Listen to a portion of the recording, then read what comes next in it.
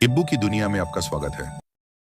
गांव की वह कच्ची मिट्टी और दूर दूर तक फैले खेतों में एक अजीब सी खामोशी थी। मौसम हमेशा अपने रंग बदलता, कभी झुलसती गर्मी में धूल के भभोंके उठते, तो कभी मानसून की पहली बारिश मिट्टी की सौंधी खुशबू से पूरे गांव को महका देती। इसी गांव में रामू काका और उनकी पत्नी ने अपने खून पसीने से सींच कर अपने बेटे आकाश को बड़ा किया था। आकाश पढ़ाई लिखाई में तेज था। एक दिन वह सपनों अम की उड़ान भरने शहर चला गया। माँ बाप ने हंसते हंसते उसे विदा किया, पर उन्हें क्या पता था कि यह दूरी उनके बुढ़ापे की सबसे बड़ी इम्तिहान बन जाएगी। गांव इतना पिछड़ा था कि वहां फोन की तारें तक नहीं पहुंची थीं। बेटे से बात करने का एक ही जरिया था। कई किलोमीटर दूर शहर के कोने में एक पुराना पीसीओ पीसीओ हर महीने रामू काका अपनी पुरानी बैलगाड़ी जोतते और कड़कड़ाती ठंड हो या चुभती गर्मी, वह अपनी पत्नी के साथ उस लंबे रास्ते पर निकल पड़ते। वह कई किलोमीटर का सफर उनके लिए उम्मीद का रास्ता था। फोन मिलते ही बेटे की एक ही रटी रटाई बात होती, माँ बाबा, बस थोड़ा काम बचा है, अगले महीने पक्का आऊंगा। वह अगला महीना कभी नहीं आया। वक्त गुजरता गया। पतझड़ का मौसम था। दरख्तों से सूखे पत्ते गिर रहे थे और हवा में एक अजीब सी ठंडक घुल गई थी। रामू काका की तबीयत अचानक बिगड़ गई। उन्हें तेज बुखार था और सांस लेने में तकलीफ हो रही थी। बाहर मौसम ने भी रुख बदल लिया था। काले बादल छाए थे और भयानक तूफान शुरू हो गया था।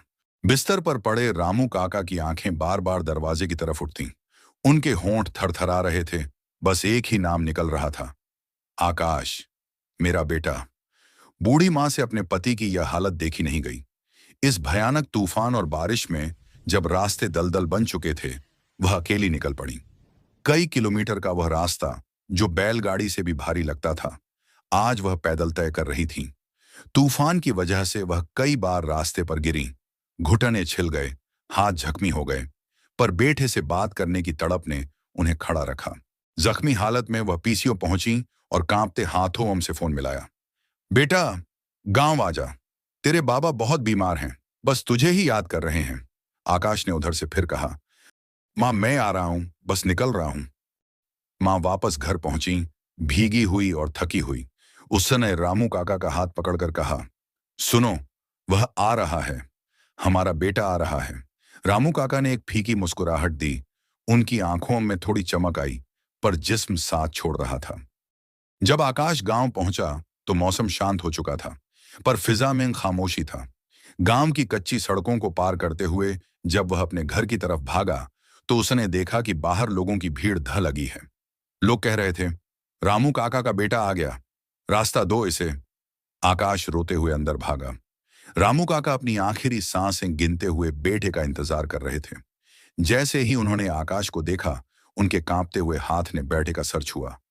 उन्होंने थरथराई हुई आवाज में कहा, बेटा, हमेशा कामयाब बनना, पर अपनी मां का ख्याल रखना। यह मिट्टी ही असली सुकून है। इतना कहकर उनका हाथ ढीला पड़ गया और उन्होंने दम तोड़ दिया। आकाश का दिल फट गया।